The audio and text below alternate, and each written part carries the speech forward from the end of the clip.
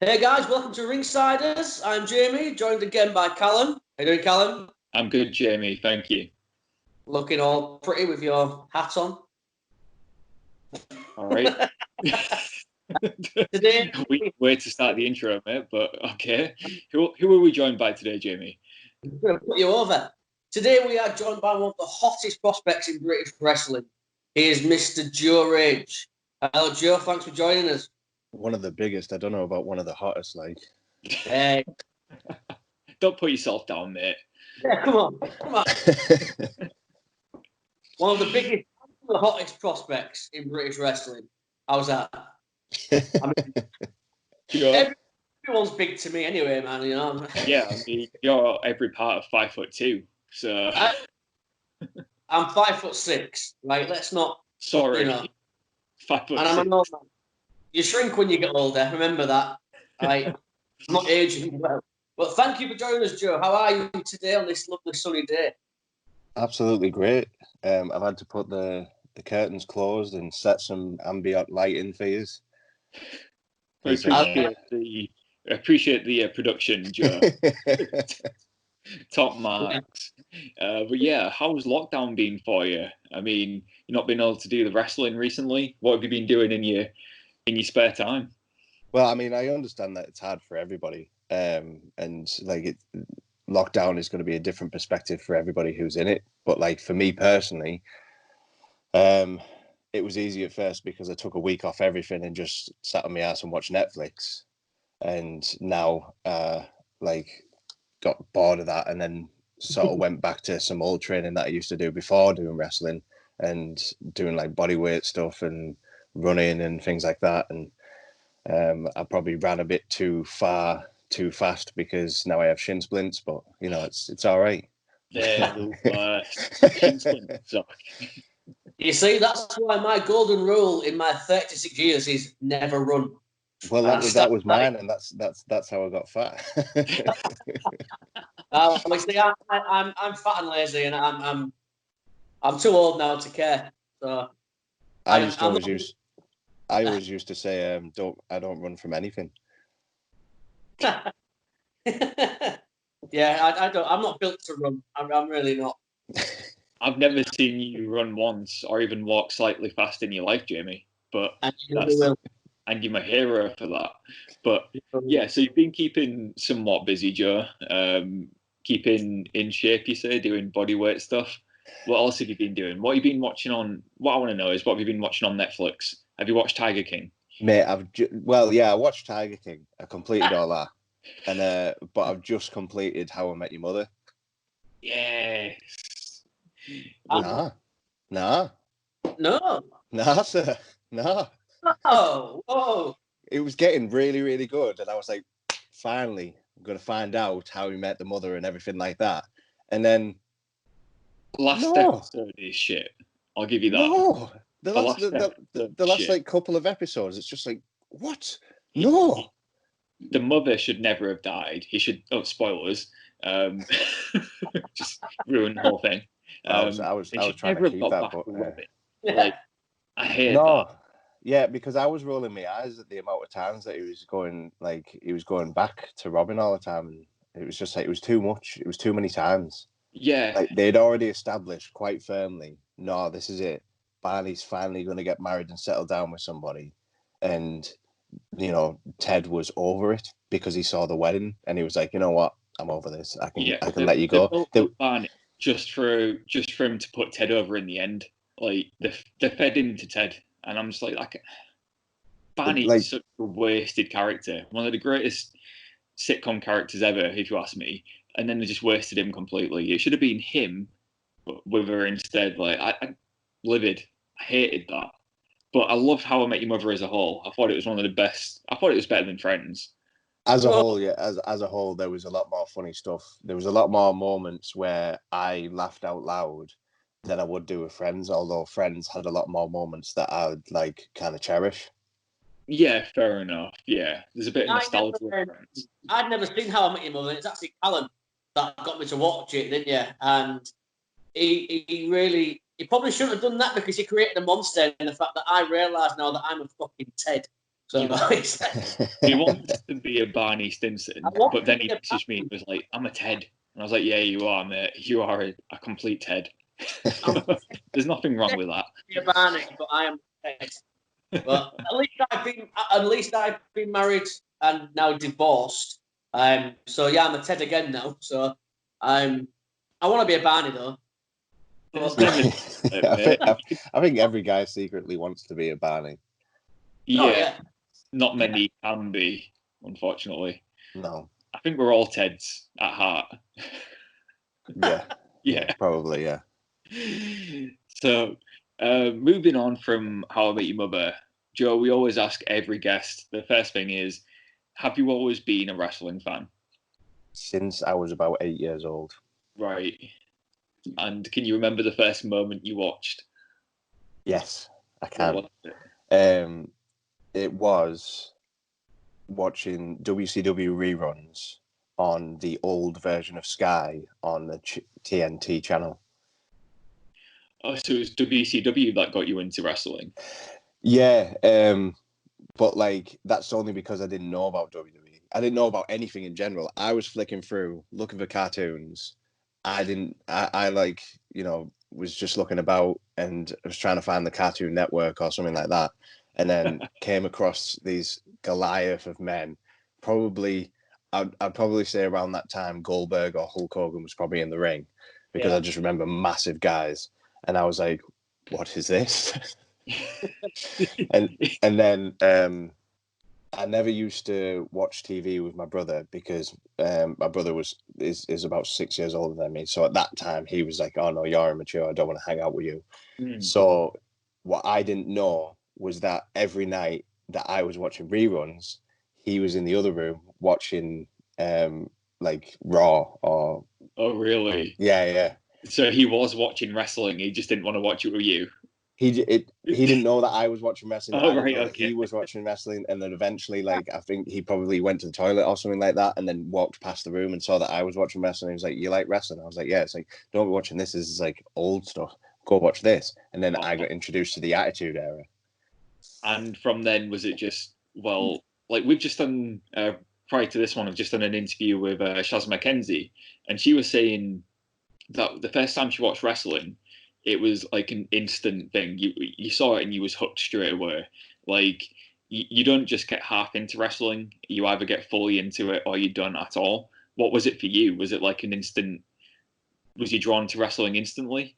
Yeah, because like it was. I think it was because it was so much exposure all at once. Like it was WCW and it was like some of the more classic guys, and then straight away onto the Attitude Era, and it just hits you like a sledgehammer. It's like you're just there enthralled by all of these characters going on. Yeah. Can you remember any characters in particular that stood out to you straight away? The first wrestler I officially liked and wanted to see every single week was Goldust. Really? Yeah.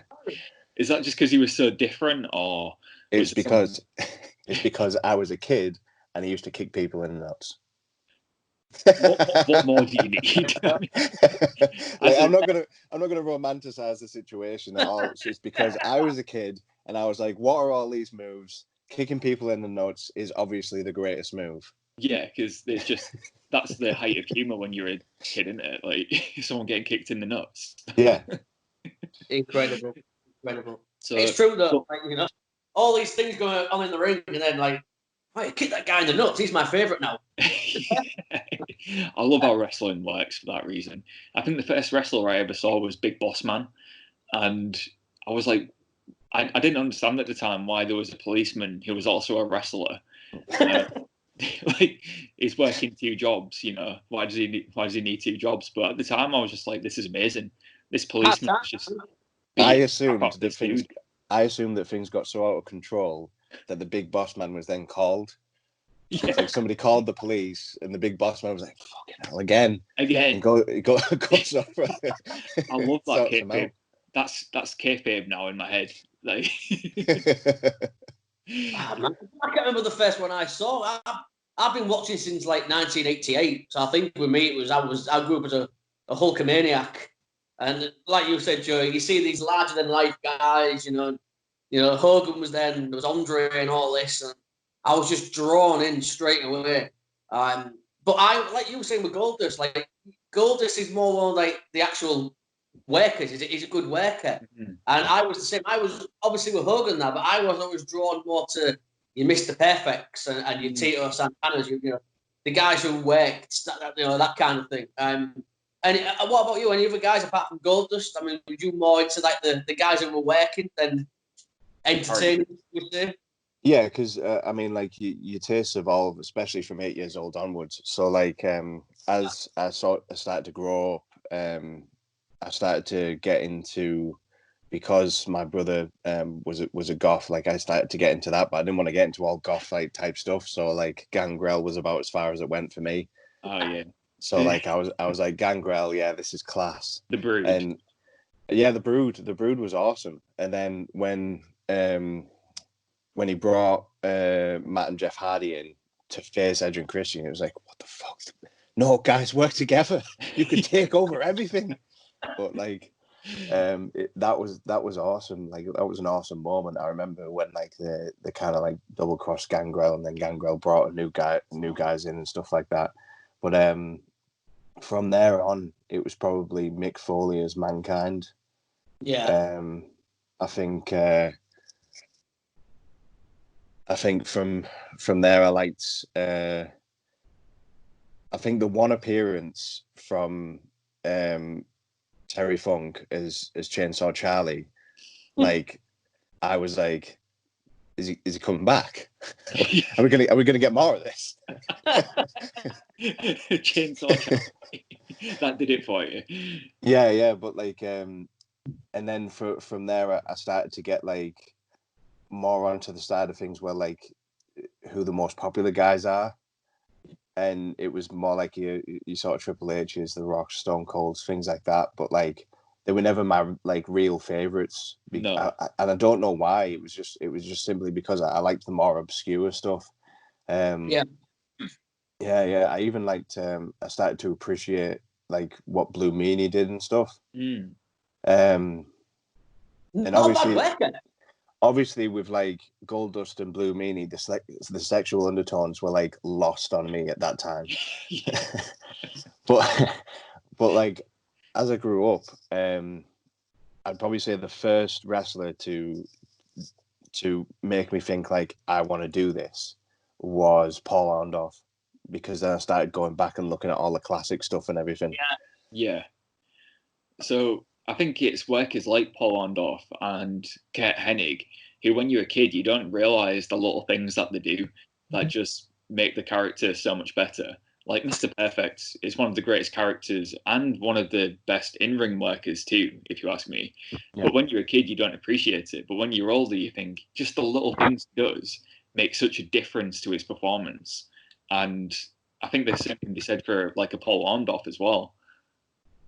Yeah. Mr. Wonderful for me was like the one time I started to go like, I really want to do this because like I want to be like that. Yeah. Like, because Paul Orndorff was to me was the guy. I mean, he still is really, because like he had that stroke or whatever, and one of his arms didn't work, and then only when I started doing it did I actually find out that he actually beat somebody up with one arm. Really? He beat somebody up backstage with one arm. It's like, you know who that guy was that he beat up? Who? Vader. No, he did. Yeah. He beat up Vader with one arm. Yes. True story. Yeah. Most people can't beat up Vader with two arms. He popped his own eye out and put it back in. Yeah. True story. He beat Vader up backstage. That's insane. Class. That just shows you how much of a badass Mr. Wonderful Paul Orndorff still is. That gets you into the Hall of Fame straight away, I think. Mm. Well, I mean, he Paul Orndorff served, didn't he? Like he was in the Marines or something. Oh, really? I didn't know that. Oh, yeah, possibly. But I'm with you, Joe. I was a huge Paul Orndorff fan. I mean, obviously, you go back to WrestleMania. What, the guy was in the main event of the first WrestleMania. You can't forget that. The guy was fantastic, natural heel, and a legit badass who kicked Vader's ass with one arm. I mean, put that on your CV. You can't really go wrong, can you? No, like that. He was absolutely class. And then, like, obviously, my charger's come out. I'm trying to figure this out. There we go. I'm back. There we go. And then obviously, like, when you get into it, that's when you start to realize like who the guys are that you should be starting to like and things like that. Like, I started to watch a lot of Dean Malenko. I was really into him because when I started this, I was like 11, 10 stone. And like, I couldn't really get off there because I'd just come from doing like 6 years of kickboxing. Right. So like, my metabolism at that time was like fucking great. So I was just like, I was able to go as well, like in terms of training. I was able to take the drills and just keep doing it. So then I was able to learn pretty fast. And then when I started to get into it more, I kind of learned that like this is a heavyweight business more than it is a lightweight business. Because when I started, it was like 2008, 2009, something like that. Yeah. So I was like, right, okay. So at this time, it's only really the heavyweights that get to go from England to the US and actually like be a part of WWE. So I thought that's what I had to do. So I started like bulking and everything like that and growing, learning a lot about bulking because I'd never done it before. I'd always like just eaten what I'd needed and that was it, or eating when I was hungry, which was hardly ever at the time. And then once I got to a point, I don't even know when it was, but like I just got to a point when I was like 16 stone, and I was getting ready to go for my own trip over to America just to do a bit of wrestling over there. And then I started like my shoulder started slipping out, which was like, that was shit. That was awful because like I don't know, like it's a weird thing. You get so far into something and then once you're about to do something, which is a milestone for you, and then you get injured, you just kind of like deflated. And you just like, it'd be hard not to lose all. Like, I guess you start to lose your confidence a bit, shakes you up a bit. Yeah, you just start to like, I don't know, reassess everything. I do anyway. But whenever I'm taken out of something, I start to think objectively, and I start thinking about like, you know, whether this is what I want to do. Am I the person to be able to do this, to go from UK to, you know, WWE? And then I started to heal my shoulder and everything. I had the surgery on it. I did the rehab. I went to America anyway with my shoulder injured, and luckily I didn't dislocate it once when I was there. But like after it was rehabbed and everything, I thought, right, I'm going to give this another go and then see where I can get. And then as I was doing it, I started to just get bitter, and I don't even know why. And then Rampage had been on a show, and he like kind of took me aside, and he was like, "Look, I'm going to be opening up a school. I want you to come because I don't think this is where you need to stay. I think you need to go with me and then go somewhere else." So I eventually went to his. There was a few loyalty parts. Like it wasn't just straight away over to his. Like I grew up in the business, like thinking that loyalty was one of the most important things. And then so I was like, oh no, I don't know if I can do that. Like, you know, this guy has said like I shouldn't be going anywhere else. I should only stay here. So like I feel loyal to him. And then eventually I went, and I was like, fuck, this is totally different because like on my third week there, I got a seminar with Dave Taylor. And I was like, I've never got any like seminars beforehand. And I was like, what the fuck is going on here? And then like I started getting seminars off. I started to meet Tom. I met Tom. I might have met Tom before I went over to Rampages. Yeah. Bram. Anybody who's probably listening to this thinking, who the fuck is Tom? Tom Latimer. Yeah. So Bram, sorry, and then he was like, he again kind of pulled me aside and went, "What are you fucking doing? Like, you're only here. Why are you only here?" And I was like, "Well, you know, I just kind of loyalty and all of that stuff." And he was like, "Loyalty's great, but at the same time, like, only you're gonna give a fuck about your gimmick. You're the only person who's ever going to give a fuck about your character, your gimmick, and your career. Yeah. That's a really good point. Yeah. So basically, they were saying it's good to be loyal, but you need to look out for yourself too, because you're just going to restrict yourself at some point. There's going to be a ceiling with that loyalty. So you moved on from there. Did you go and train with Rampage after that?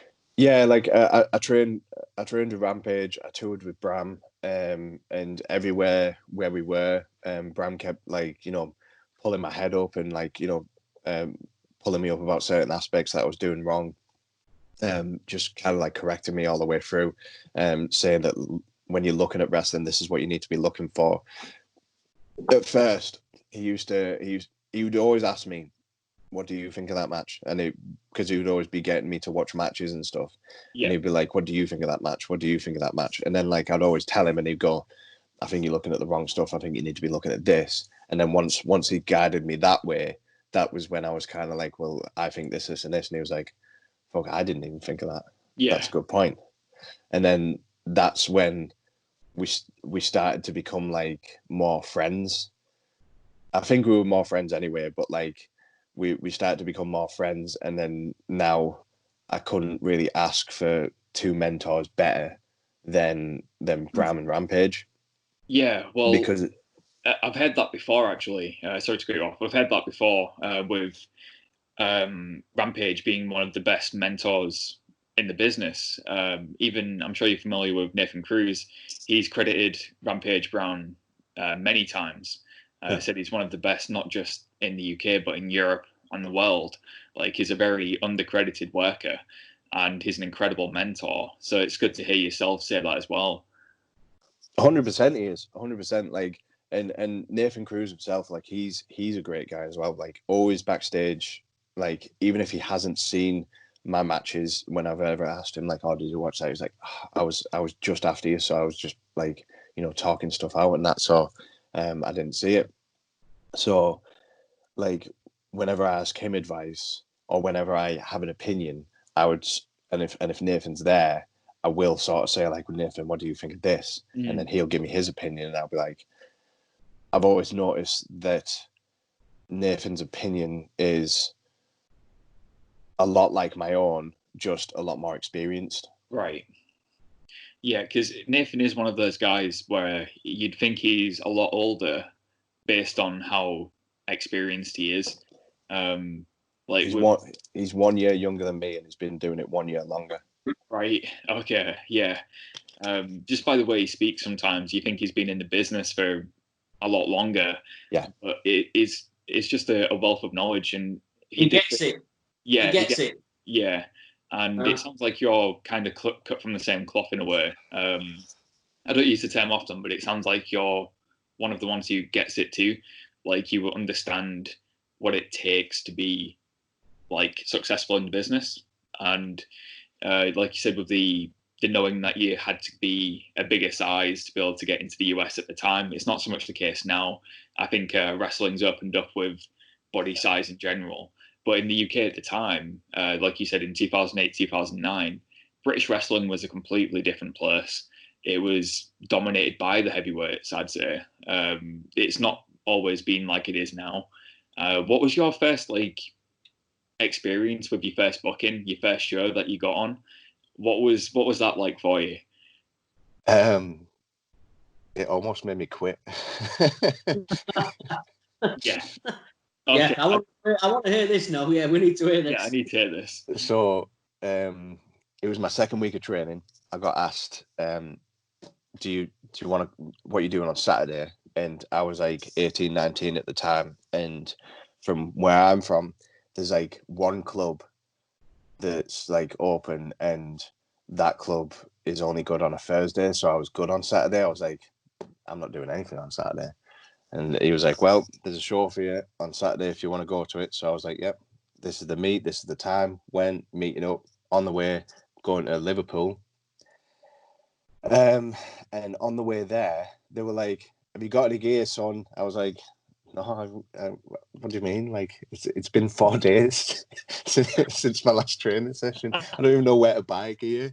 And they were like, right, okay, well, I'll give you a special deal on this gear I've got here. and it was like I got sold it for 75 quid, and it was 2 kick pads and a pair of shorts, and it was Rogue flamed gear, and it was about 10 sizes too big. It wouldn't fit me now, let alone when I was 11 stone. Yeah. And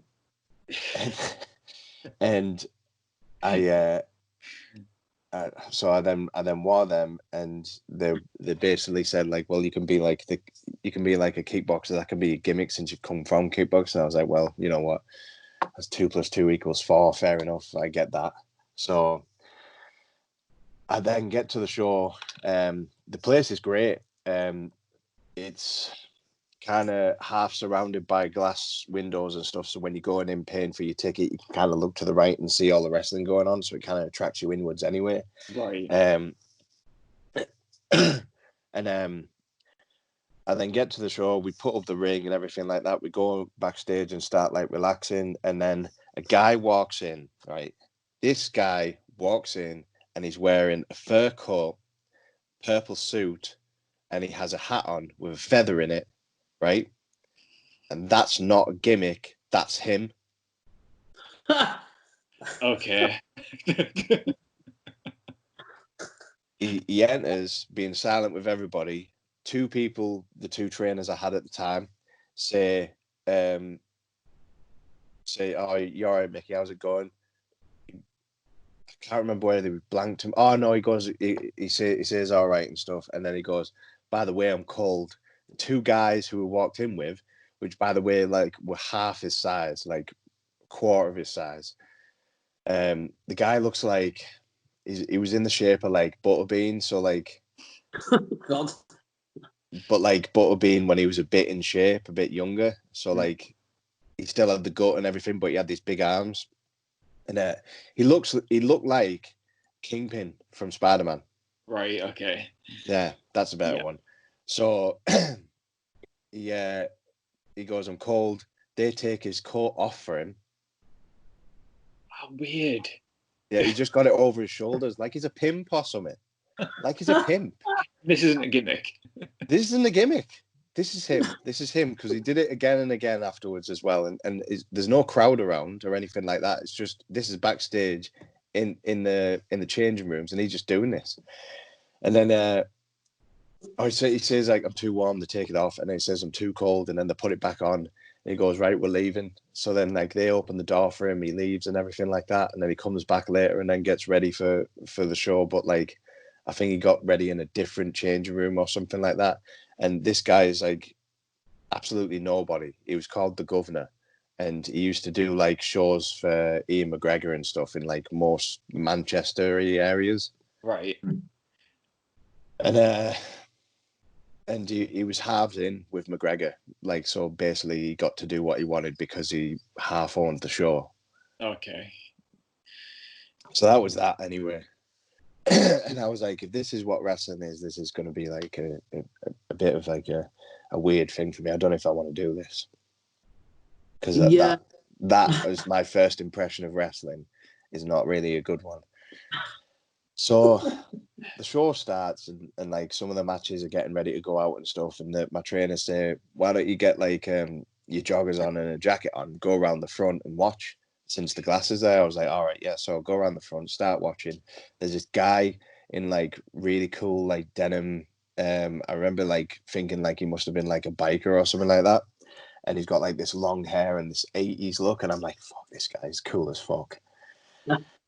and then start chatting with him a little bit and stuff. And he starts like noticing little bits of stuff.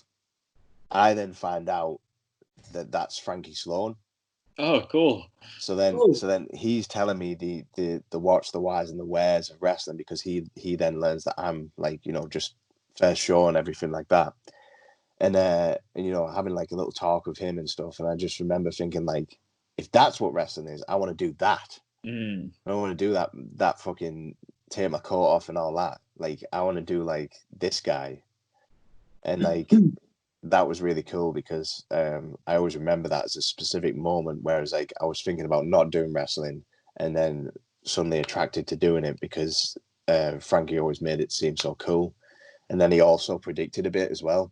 He saw a little bit happen, and he was like, "Oh, did that wrong. Watch your trainer here. He's about to punch the other one." And then, sure enough, like at some point through the match, like he actually smacks the guy. Oh, really? He goes, "That, mate, is a receipt." It shows the experience of somebody like Frankie Sloan to know that.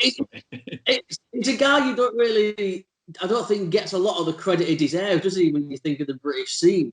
No. But for me, I think he's fantastic. I'm a big Frankie Sloan fan. That must have been invaluable for you then, just for him to be there. I mean, to get to pick his brain, I guess. Yeah, like I mean, if I had to do it all over again, I'd probably pick his brain a lot more than I did. Because you just kind of like a deer caught in headlights when you're on your first show. But like, no, he was great. Like, I've always really sort of highly respected him from there. Yeah. Speaking of bad debuts, I've got a story that might make you laugh. Yes, please. I used to train with you might have heard of him. He's called the Urban Warrior. Urban. Used to run a Valkyrius. Not Valkyrius, no. He used to wrestle for a company Valkyrius wrestled for, but the Urban Warrior was he had a training school in Hull, ran PWA, and he run around with Ronin and Mad Mike, if you've heard of them. I know Mad Mike as well. Yeah, he was a big dude, looked like a green cane, and I used to. That's all you really need to know. Is like a green cane. That's I've got so many Urban Warrior stories I could tell you, but the one in particular is I used to train with Nathan Cruz. It's how I know him. We started in the same school, and we was on it was very much like yourself. He's like, "Do you want to be in a Rumble this weekend?" And I was like, "Yeah, all right. What do I have to do?" And he was like, "Well, if you want to be in the Rumble, you've got to take a chop." And I was like, "Yeah, whatever, chop me." And he was like, "Okay, you're in." And I didn't question that at the time. I got into the Rumble. Like yourself, I just had some kick pads which I'd bought off Brad Flash, and a vest I got from Primark. And Flash. Yeah, you know Brad Flash. Yeah. And they were like, "Oh, you're going to be initiated in this match." And I was like, "Cool, bring it. What are you going to do?" I must have been chopped on the chest and the back about 20 times in front of my family. Then they pulled my boxers up over my back, over my head, to the point where it bled, and then poured a yogurt on top of my head, and then carried on chopping me. And I went to the back and I cried. And they were like, "Well, if you come back to training on Saturday, we know you want to do it." And I was like, "I don't know if I do." Wow. I went back, but it really shook me up. And I remember my family just went, "You're not going back, are you?" And I was like, "Yeah, of course I am." And they're like, "You're an idiot." They said it was the most embarrassing thing they've had to watch their son go through. So, wow. Yeah, I mean, I sympathise for bad debuts, but that was one of it. Looking back, it's hilarious. But at the time, I remember thinking, if this is wrestling, I don't know if I want to do it. Wow. That's story. Wow. I was every part of about, if you can see, every part of about 9 stone there. Nice. And I got that attire from High Spots because it was the only place I knew you could get gear from. Yes, High Spots. Yeah. And you're still every bit 9 stone, aren't you? I'm about a heavy 10.5, 11 stone now, Jamie. I'll have you know. But at the time, I was about every part of 9 stone, and I should never have been in a wrestling ring. But thank fuck I'm not now, I guess. But back to you. I like sharing Urban Warrior stories, Joe, because if ever you get a chance, YouTube him. There's some absolute gold on YouTube for the Urban Warrior. I'm definitely gonna. But like things like that, like hazing. At the moment, hazing is kind of frowned upon, and it's probably for the best. Because I think hazing got to a point where it was a bit too much, like stuff like that. Yeah. But I also think that a bit of hazing is also needed, because at some level you do need to sort of know whether somebody is committed to this job or not. Yeah. And that happens by ribbing and things like that. See, I was lucky because I was a chef before doing professional wrestling, so I had already taken millions of different types of hazing already. Yeah. So when it came to this, and we were on our way to a show before, and they told me that Blondie Barrett was he sometimes brings a knife and gets a bit mental in the ring. I was like, all right, yeah, that sounds believable. You know what I mean? It's like, it's one of them things where, like, if you were 16 and wrestling was your first experience of hazing ever, you would have probably believed that.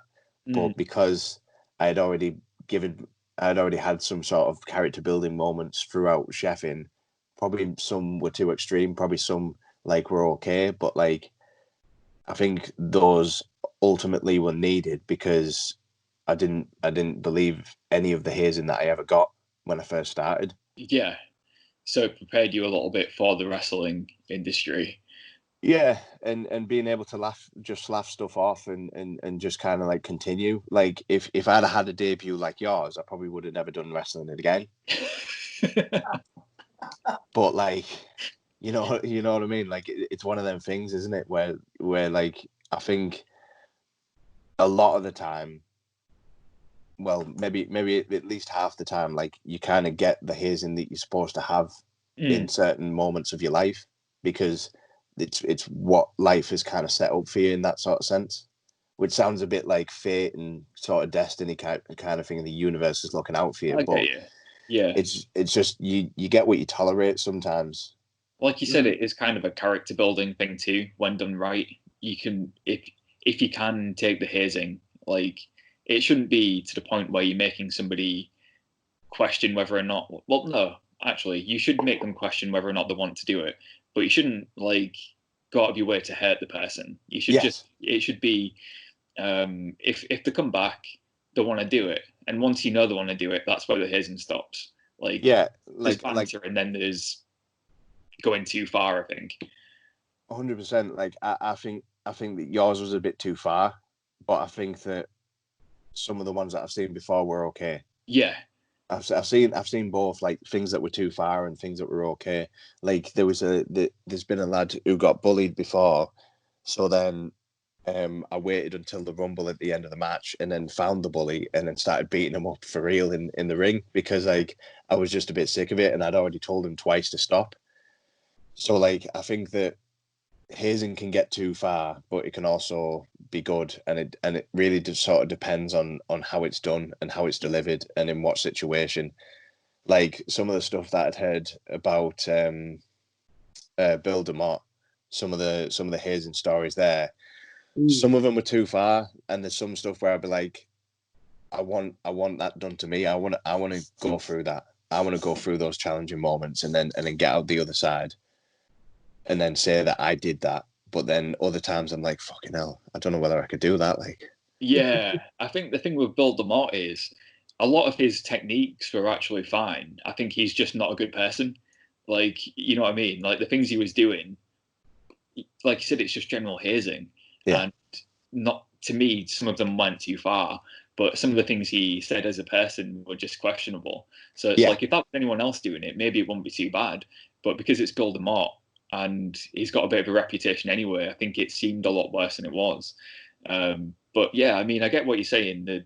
There's some things you want to go through yourself in that regard. Do you feel like your hazing's over now? Do you still get ribbed by people, or does that never really end in wrestling? I mean, to be honest, like I haven't really seen much ribbing happen anymore. I don't think it happens as often as it used to at all, because I think everybody's a bit scared of being sort of social media shamed and stuff like that, and like and cancelled and things like that. And I think that the cancel culture has got to the point where like people can't even have like sort of jovial moments between each other. Yeah.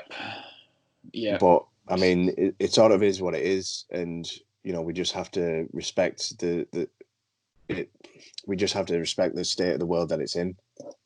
And then hopefully at some point it'll come back where like we can sort of have a laugh with each other again. Everyone seems to be offended by something nowadays, don't they? And it's just, I think in a lot of cases, like, I don't know, everyone's always going to be offended by something. And everyone is offended by something. And there's a lot of cases where you think that's really not anything to be offended about. But like you said, maybe there'll be a time where it's a bit more like it used to be, where you used to be able to joke about these things. But I think when it comes to wrestling, you have to be even more careful, because every wrestler is on social media. Yeah. Every wrestler is in the public eye and getting seen by thousands of people. And it seems more often than not, it's in wrestling which people get cancelled, so to speak, because there's so many wrestlers in the world, all of them with social media. It happens almost like, it seems like it's on a weekly basis. There's some kind of drama in wrestling. And a lot of the time, I don't think it's necessarily the wrestlers who are bad people. I think it's just very hard to come across as yourself on social media sometimes without pissing somebody off, really. It massively is.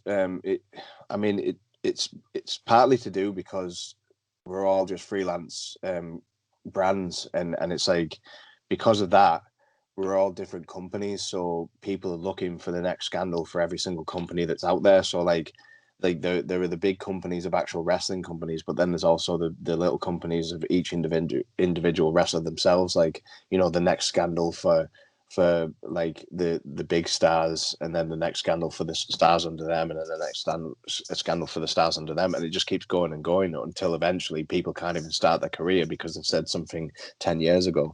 I've seen that happen. Yeah. I know. I don't know about you guys, but I'm not the same person I was 10 years ago.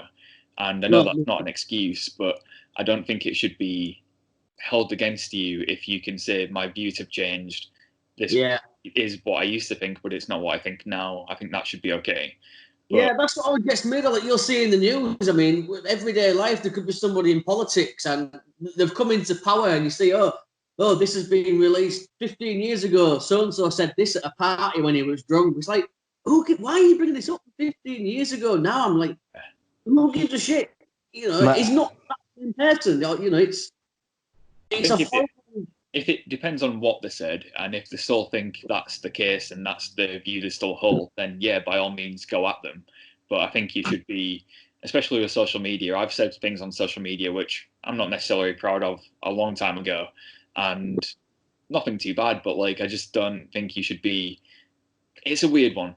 I think social media has changed a lot of things in wrestling and the world in general, and how people interact as a whole. It is like, and I think that some people can sort of like should be able to sort of like brush off the mistake and say that this is who I am today. This is who I am from you know, last year onwards. And be able to move on. But then there's like people like Lars Sullivan, where they're just keeping quiet and not really apologizing for the things that they've done in the past. Kind of what I was alluding to by, if your views haven't changed, you can tell that's the case, and he shouldn't be excused for that. It annoys. He's a dick anyway, isn't he? Callum has that first-hand experience with how much of a dick Lars Sullivan is, haven't you? So the guy's a dick. I think you should tell Joe that story, actually, because it just shows how much of a dick the guy is. All right, so I was at a show the week after WrestleMania 34. I went to an NXT show in Winter Park, and Lars Sullivan was on the show. And after the show finished, I was waiting for my Uber outside, and they were packing up the ring. And you saw Lars Sullivan looking over at us, and he was giving me this death stare, like he wanted to kill me. And I was like, okay, this is a bit weird. Then the security guard came over and said, that dude over there has asked me to remove you. You need to go. And I was like, I'm waiting for my Uber. And he was like, well, no, he thinks you're an autograph hunter and he wants you gone. And I was like, well, I can't go anywhere else because I'm waiting for my Uber here. This is where you get the Ubers from. And he was like, no, you need to go because he's pissed. He thinks you're waiting for his autograph. And he was staring at me still. And in the end, I was like, all right, I'll go. So I went, and he was watching us walk all the way down the street until we'd gone. and it was Lars Sullivan who wanted us removed, and I was like, how weird is that? Like, that said to a lot about his character for me. That's it. I'd have just shouted over to him and said, I don't want your autograph, mate. I don't know if you've realised, but he's a bit bigger than I am. Well, like, I mean, I don't know. Like, I think intimidation can work both ways, whether you're big or small. Because like he's just put that character on because he is a big guy. When in actual fact, he's like, he's probably nothing special. Do you know what I mean? Yeah. But to me, I mean, the way I see it is like if I mean, you can probably know this more, Joe, but if someone wanted my autograph, I'd take that as an honour. I'm sure, you know, if someone wants your autograph, you're probably going to want to do that for them, aren't you? You're not going to... I actually tweeted about this recently. Like, well, sort of. It was... I said something like, people who are in the position of influencing other people and being like a kind of regarded highly in other people's opinion shouldn't be willing to like throw shade on other people, but then also in the same, like, they should welcome the people that like they're influencing, because you otherwise you don't deserve that pedestal and that much influence in the first place, because you can't handle it. Obviously, if you can't handle somebody coming up to you and saying like, oh, can I have your autograph, or can I do this, by the way, that chair shot you took last week looked fake. Like, if you can't take that, then how are you going to take the rest of the 20 years that you're probably in this business for? Yeah. And you can't really ask for the support of a fan base and then not return, like, at least, some gratitude at the same time. Like, I'm not saying you have to put, like, say, give everybody an autograph or a picture. It's well within your right to be able to say, I don't fancy doing that right now. But you should always be thankful for the support of the fan base as well. Like, every single time, you should be at least open to the idea of doing it. Or if you really can't be asked and you've had a stressful day and stuff, then maybe say like, look, give me a social, I'll give you a message later on, or a video message or something like that. Just right now, I really can't be bothered. Like, something like that. Do you know what I mean? Just like something a bit more respectful than just like, no, don't want to do it. Like, because like, look at John Cena, for instance, and like the difference in the attitude, given the fact that Lars Sullivan has not even like a quarter or an eighth of the popularity that John Cena does. And yet John Cena is willing to have an autograph with anybody as long as they're respectful. Yeah. As long as you're respectful, that's all he asks for. And then there's Lars Sullivan telling fans to fuck off. Who don't even want his autograph. I met John Cena going back about 10 years ago now. It was a show in Sheffield, and I went with my friend and her husband and her little boy, and we just happened to be staying in the same hotel. And we arrived, and John Cena was actually sat at a table with Hornswoggle, having a cup of coffee and a muffin. And my friend's little boy was 7 or 8 at the time, and he ran off to Cena's table, and we're like, oh God, no, Adam, he's eating, don't do this. So we went after him, and John Cena, no problem at all, talking away to the little boy, shook his hand, signed his book, took it twice, took a photo. And then the following day after the shows they were leaving, John Cena actually came over to us in the lobby and actually said to her little boy, can I do something really special, and can I be the only person to sign your autograph book twice? Just something like that. It was just so cool. Such a nice guy, really humble, respectful guy, really polite. And it's like you said, that just shows the difference. He didn't have to do that. He remembered us from the day prior, and he made that little boy's day. That's exactly it, and that's the kind of following that you deserve if you're going to be that sort of open to it. Yeah. And the thing that's always annoyed me so much about Lars Sullivan is that he's like I think he's like the same height and weight as I am, but yet he's got far more opportunities than me just because of his military background, and that really annoys me, because he's got somewhere just because he had what looks like an honourable background, when in actual fact he was constantly like misbehaving in the military, and he's been constantly misbehaving afterwards as well. Yeah, you don't hear about that, do you? Like that part of it. No, and I hate it. I hate people who get opportunities. Like, I'm not jealous of anybody in this business, because you can't be jealous of anybody, because everybody is their own separate brand and everybody is their own separate shop. You can't be jealous of another shop that's selling different stuff to what you're selling. Okay. But what annoys me is just people who get opportunities that seemingly would suit, say, me, and then just squander it. I don't care if somebody gets an opportunity over me, just as long as they don't fuck it up. Yeah. I get you, yeah. And he's, for lack of a better term, I'll say, I don't think he's deserving of that position or the product that he's selling in that case. If he is a shop, the product he's selling, I'm not buying it, because I just don't, whenever he's come out, I've always just thought, he's got a look which I can see being used in wrestling. Like he looks like they always refer to him as the freak or the monster. He's got a look which is good, but I've never been blown away by Lars Sullivan. And like a guy like yourself, you said you're simple. To quote Bruce Pritchard, it's basically when the bell rings, then it's when the bell rings, nothing happens for me. And as a fan, I forgot he was even injured, to be honest with you. I think he's injured or something at the moment. And I think he's injured just because he's been on Twitter again. Right. All that footage got released and stuff like that, and leaked and everything, didn't there? So he's now basically in hiding. Yeah. So let that cool down for a bit and then bring him back. Yeah. Either that or they won't bring him back at all. They're probably just considering what to do with him. They probably got his profile and put it aside and just go, we'll deal with that later, because that is a fucking huge mess. Yeah, I'm really surprised he didn't. Like, I'm not going to wish anyone to lose a job. That is not how it works. But I'm surprised he wasn't part of the releases, given that they haven't done anything with him recently. Like, there's some people who got released who I thought they really could do something with. And if you'd have asked me, who do you think is going to be released, I reckon he would have been one of the people I'd have imagined, just based on how they've used him recently, or not used him recently. I would have imagined that he would have, but obviously somebody saw different. So yeah, that'll be interesting. I mean, is the goal for you, like, speaking about Lars Sullivan and WWE? I mean, that would be you might not like the guy, but that would be an interesting match for me. Like, two guys of the same size. You said you're 6'2", 275. Yeah, and I think he's exactly the same, or build is the same. That would be an interesting match.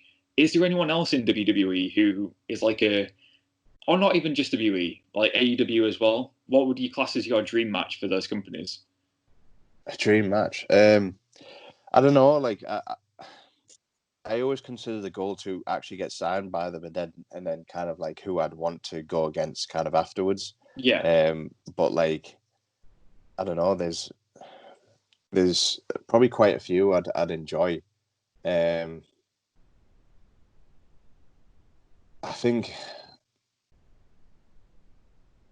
going against one of the Authors of Pain would be quite good. And that's just because I enjoy big guy matches. I think going against Ridge would be good. Hoss fights. Yeah. Yeah. Like, because I got Ridge or Menzies when he was just about to go in Tidal. So I would love to kind of give that another go and see what kind of things we can come up with now. Yeah, that would be cool. He's going to do well for himself, I think. He's going to do amazing, because I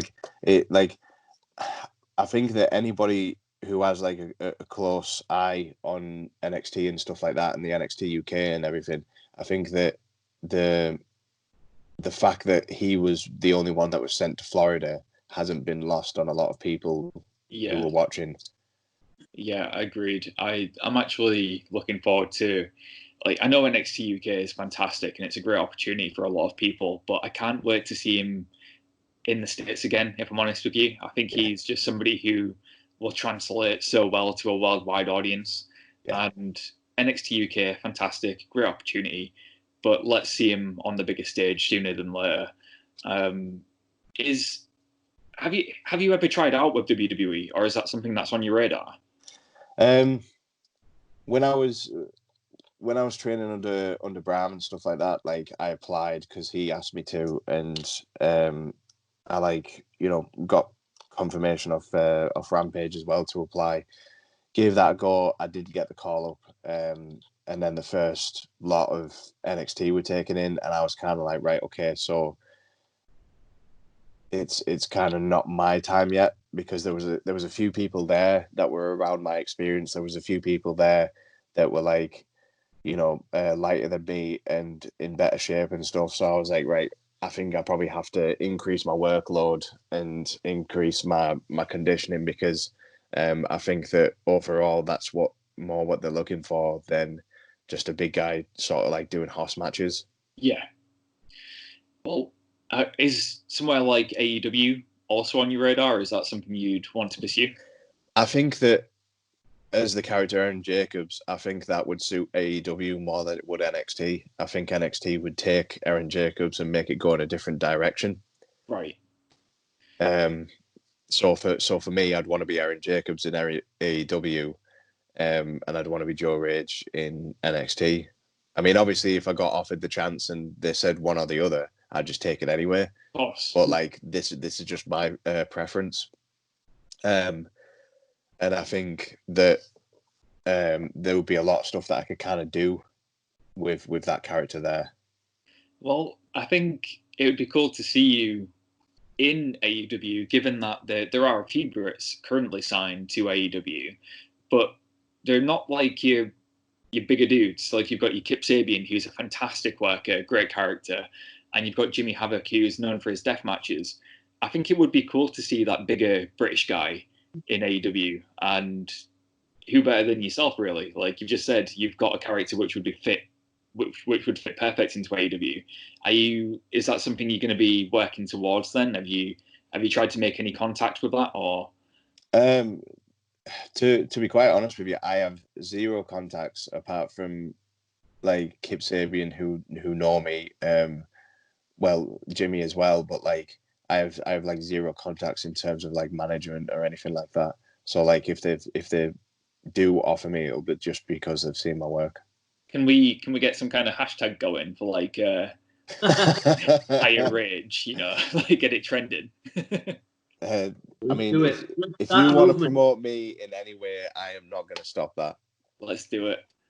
We'll start a movement, Callum. We'll start a movement. We're going to do it. I want to see you on AEW now. Like, I think that would be really cool. I think there's some good, like, even, like I said before, I wasn't going to lie, I wasn't massively familiar with your work, but just from the videos I have seen of you, I think there's guys like Lance Archer who you could mix it up with, and that would be good. Yeah. And there's the smaller guys too, like your Chuck Taylors and your Trent Beretta, for example. I think those are guys you could mix it up with and do something special with.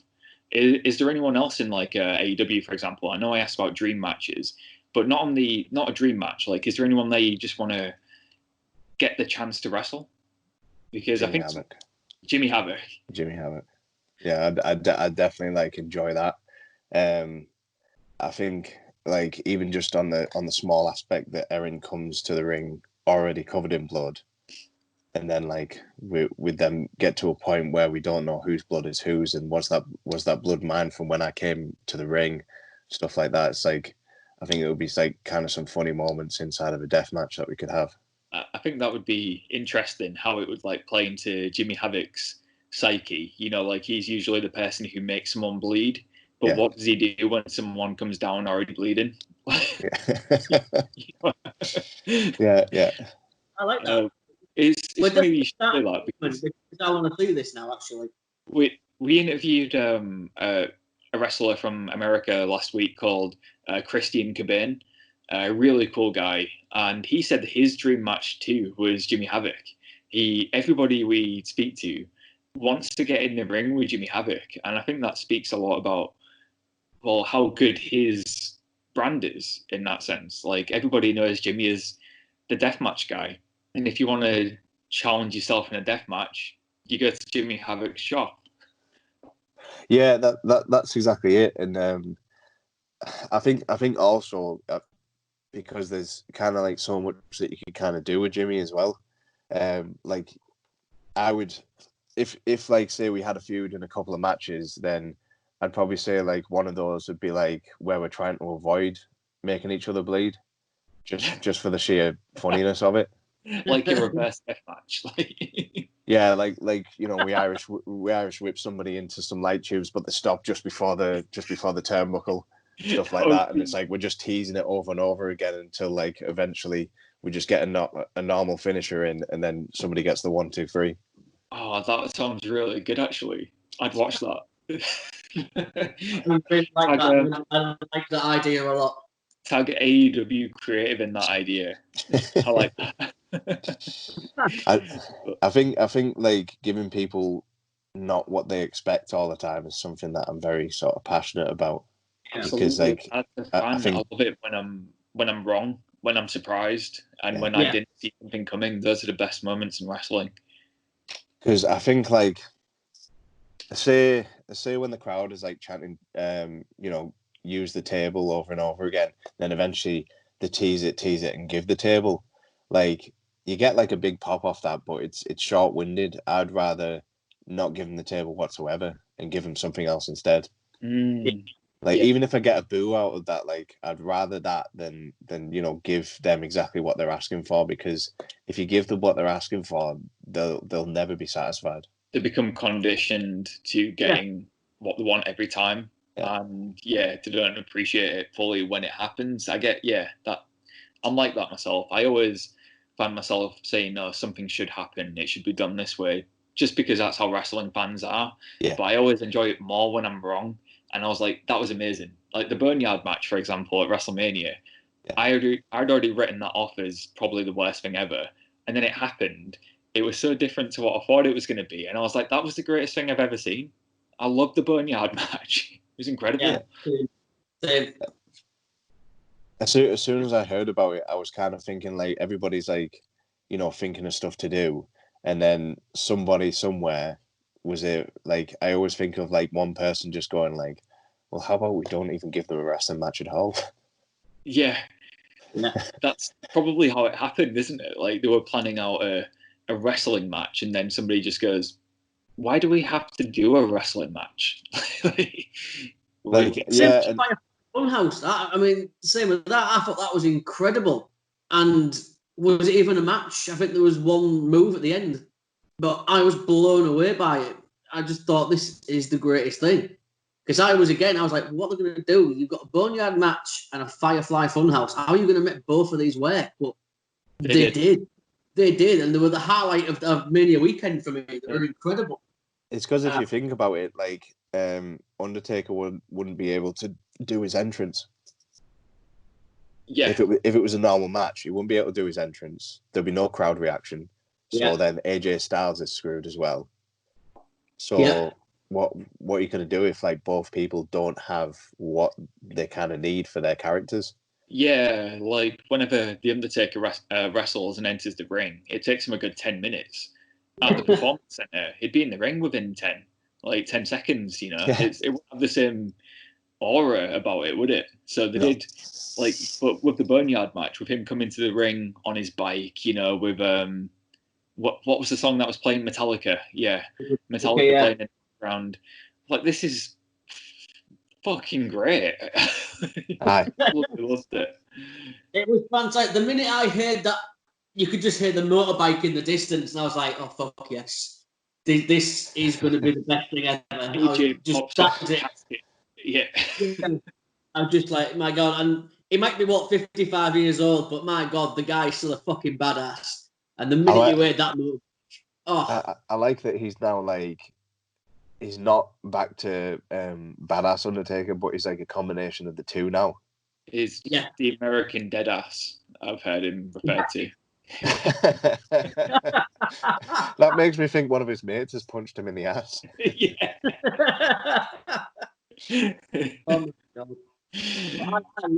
I was sold on that. It blew me away because we all watched it on like video call, and none of us spoke a single word during that match. We were just in awe. it was just, obviously, we've been talking all night, all the matches, and then that match happened, and literally none of us said a word. Like the 7 minutes that it was. We just sat there like, what the fuck? What I love about it is, at the end of the match, Carl Anderson and Luke Gallows were consumed by flames, and well, everyone just assumed that they died in the fire, and they never came back to wrestling because they got released afterwards. So in kayfabe, The Undertaker murdered 2 people, but in wrestling, it's just like, yeah, that's fine. The Undertaker has murdered 2 people, and also buried one alive. Yeah, and I'm pretty sure the last time we saw Paul Bearer, he was buried in cement. Yes, he was. Yes, he was murdered too. Yeah. And then he legit died. So Undertaker killed Paul Bearer. Undertaker killed Paul Bearer, killed off 2/3 of the OC. I mean, again, he buried AJ Styles alive, who thankfully has somehow come back from the dead. But only in wrestling can that happen. Like, a man's convicted of murder, not even convicted, kills 4 people on television. Fine, don't worry about it. And then John Cena is lost in like a parallel universe or something. Yeah, and no one's even bothered to check on it. Well, no, he's still tweeting. Like, wherever this universe is, they've still got Twitter. Yeah, well, like, obviously, like, yeah, obviously. See, you know, he's not in like a third world country with no social media. Obviously, it's only the 10th dimension. They've still got Twitter. He's still able to do Make-A-Wishes as well, thankfully, because man, that's the best. I love that. That is the best. I think that's why he is one of the greatest of all time, if you ask me. Like, 650 wishes granted, and I don't think anyone will ever come close to that. It's class. Wow. That just shows the human being that he is. You know, like I said, he's a nice guy. Wow, 650. 650. Yeah, the last one he did was 650. That was the other day as well, wasn't it? Yeah. So that's 650 this year, is it? Or last year? I think it's in the last year. Yeah. Wow. Good guy, John. Absolute legend. That's incredible. Wow. We see. That's where he is. He's in some parallel Make-A-Wish universe. Yeah, he's still got Twitter and Instagram. And his Instagram is the weirdest thing I've ever seen in my life. Like, he just posts pictures with no caption. And it's like, he'll post a picture of like a mushroom. And there'll be no caption. And you've just got to work out why he's posted a picture of a mushroom. He's such a weird dude. It's the greatest Instagram page around. It's just, like you said, it just posts anything, random pictures, and it's like, what the fuck? Because like you said, there's no words, there's no caption. It's just a picture. I thought I'd see loads of WWE plugs, so I'm gonna follow him now. There's not one WWE plug on there. It's all just him posting random shit for the sake of it. Yeah. I think it'll literally, it's like he just sees a photo, saves it to his phone, and puts it on Instagram. There's no log to it at all. Let's see what his latest picture is, because it's going to be somewhat weird. John Cena. It better not be a mushroom, like you just said, though. What's he posted? So, he posted a picture of Tex Ferguson. And it just says, I am the gimmick, change my mind. And then he posted a picture of Baby Yoda. And and that. Who knows? Is John Cena the greatest Instagram troller in the world? Absolutely. Yeah. And he just posted that picture of Husky Harris. Oh yeah, I did hear about that. He was posting all pictures of Husky Harris and stuff. For 30 days, he posted pictures of Husky Harris. It is the greatest Instagram page around. If you're not following it, man, you've got to follow it. I definitely have to now. It's so random. I only didn't follow him just because I didn't want my feed filled with like WWE stuff. But if he's doing that, then fair enough. There's no logic or reasoning to his Instagram at all. It's literally the most random bullshit you will ever come across. He's very self-aware. Like, you get a good taste of his humour with that Instagram page. I like it. It's the greatest thing. I'm going to put my phone down, otherwise I'll go through his Instagram page. It's just keep scrolling through it and just wondering why he's posting all this random shit. Joe, that's pretty much every question we've got for you today, but I think it would be awesome to have you on the show again soon, because I think we've still got plenty we can flesh out. We've learned a bit more about who you are, and that's what I wanted to know. Not massively familiar with your work, but it's definitely something I'm going to go out of my way to see now, especially with the higher rage hashtag that we're going to get trending after this. Hoping to see you in AEW or NXT at some point. I think it's a very well-deserved opportunity, and I hope it does come your way. So if you're up for coming back on in a few months, maybe we can have another catch-up, talk some more wrestling. Hopefully face maybe as well. Or even just come on and do one of our new shows with us. I don't care. Like, I think it's just been cool talking about wrestling with you in general. Yeah, no, it'd be great. Like, I enjoy doing this stuff. Like, if I got asked to do like 30 days of podcasts, I would do that. Don't tempt us, Joe. We will. But are you off for a job, Joe? Is that what you're after? Do you want to work for Ringsiders? Is that what you're saying? I couldn't work for one. You didn't work for one. I definitely. I'd like to be on like all podcasts that are going on, just because like I like different people's opinions about wrestling. Yeah. I think that because wrestling is such a Baskin and Robbins, like many flavors, that like everybody has some sort of opinion that's unique and kind of like interesting. Absolutely, yeah. I think that it's all subjective as well. You can't be wrong with your opinion in wrestling. If you like death matches and somebody else doesn't, it doesn't mean death matches are bad. It just means it's not your taste in wrestling. Like you said with the Baskin Robbins thing, it's everyone's got a different flavour of wrestling that they like. And I think that's what makes wrestling so good, is that there's something for everybody.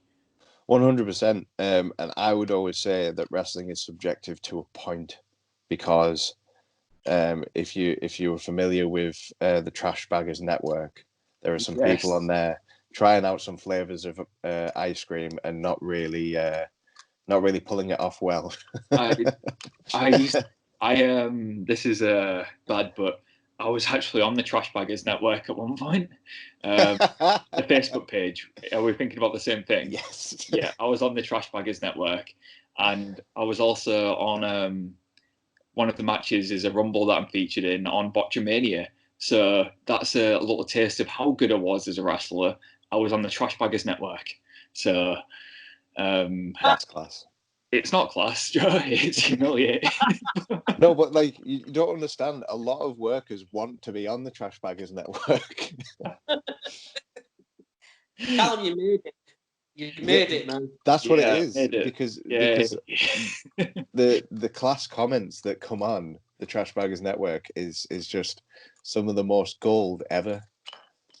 I can't say I shared the same enthusiasm at the time, but in hindsight, it is kind of funny to be on the Trash Baggers Network, because I used to watch him and I'd be like, oh, he's shit. And then someone tagged me in and was like, isn't this you? And I was like, fuck my life. But on that bombshell, I'm not going into that anymore. Joe, thank you for joining us today. Really appreciate you taking the time to speak to us. And thank you for having me. Definitely want to have you on again in the future. Is there anything you want to plug? Is there anywhere we can buy your merchandise or find you on social media? I don't have any merchandise. You need to change that, mate. I'll design you a t-shirt if you want. Yeah, Callum Callum is a fantastic web designer, Joe. So take him up on that. Utilize that. If anybody wants to design me anything, they can design me stuff, but I can't design it myself because I draw a blank. Whenever I'm trying to help somebody else, I can think of a lot of stuff to help somebody. But when I think of my own, I'm like a really muscly slug or something. I'll do it. Callum, there's your hook for the day. You've got to create some merch. I'll find you on social media, Joe. You can follow Erin Jacobs on Erin Jacobs Curse on Instagram and on Twitter, or the Joe Rage Virus on Twitter, or Joe Rage Wrestling on Instagram. Perfect. Jamie, where can we find you? You always do this to me, don't you? Well, yeah, that's how we end every You're right. show. I found him. He's there. I'm here. Thank you. There you go. Here we go. But I am the Red Wolf JB on Instagram and Twitter. That's all I have. If you want to hear some class dad jokes, get Howard on your podcast. HT Drake. HT Drake, right? Yeah. I'll do that after this podcast. I'll send him a message, see if we can get that hooked up. Also, he's far better than me as well, so it'll be a better podcast. Hey, we've gone for an hour and 20. That's one of the longest ones we've done recently. So it's been a good chat. I've enjoyed it. It's been fun.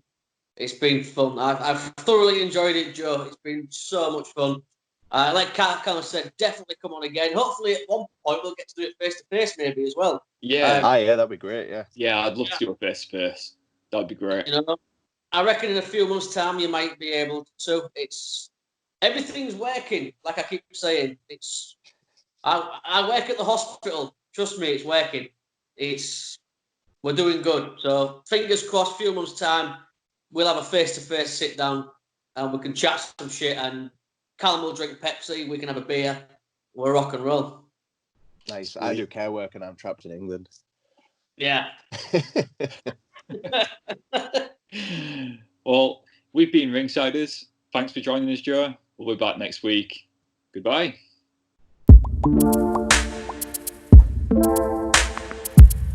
You